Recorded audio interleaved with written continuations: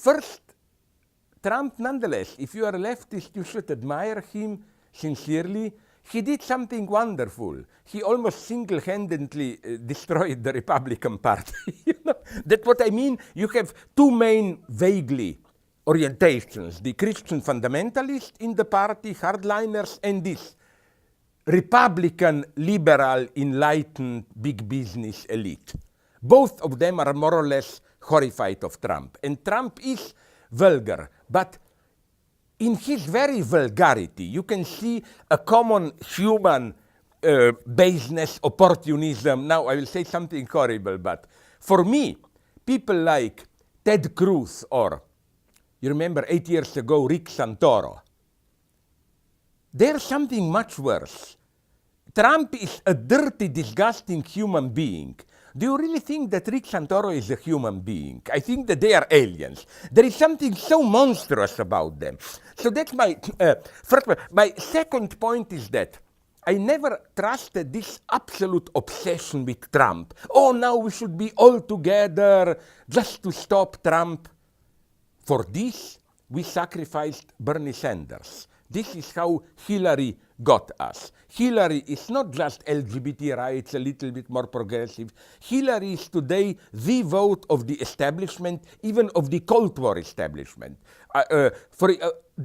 Do you know that most of the big names of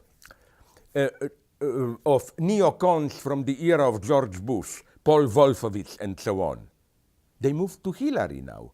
Hillary is not only the voice of the liberal establishment, he is also the voice of, let's call it, Cold War establishment. Now in the last days there was a propaganda against Trump saying, oh, but can we trust this guy? He will bring us into a new world war. No, I'm much more afraid that Hillary will do this. So again, in no way I'm for Trump.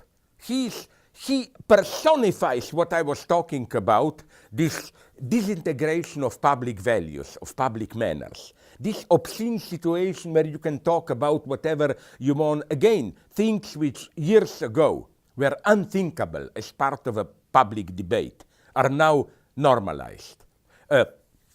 Open racism and so on. Although Noam Chomsky doesn't like me very much, I admire him sincerely, and I must admit that I like his term. I think it's not just a journalistic term, it's a concept which he took over from American tradition, even mainstream right-wing liberal, of manufacturing consent.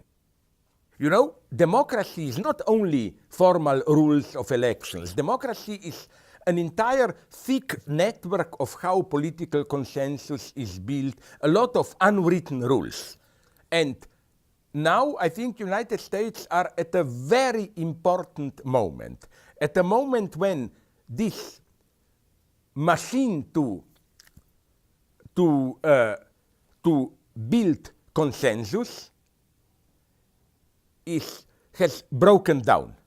Now these are moments which can be catastrophic. In such moments, direct fascism can take over, but this can be also moments when the left, or whatever would be the new left, provides a new answer. So my first reaction to those elitist liberals who claim, you see, the stupid rednecks, white trash, or whatever, are voting for Trump is, yes, but it's your responsibility.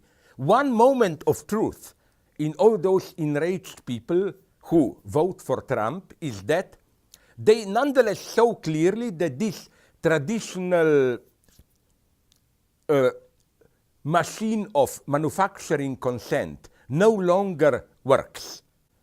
To put it in this slightly bombastic and exaggerated Marxist terms, the ruling ideology mobilizes certain machinery to keep people at check, to control the excesses and so on. That machinery no longer works.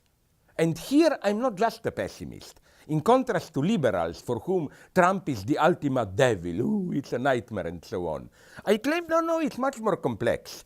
Of course, Trump is almost, but not quite, proto-fascist phenomenon, but it's because they, the liberal centrist mainstream because they failed.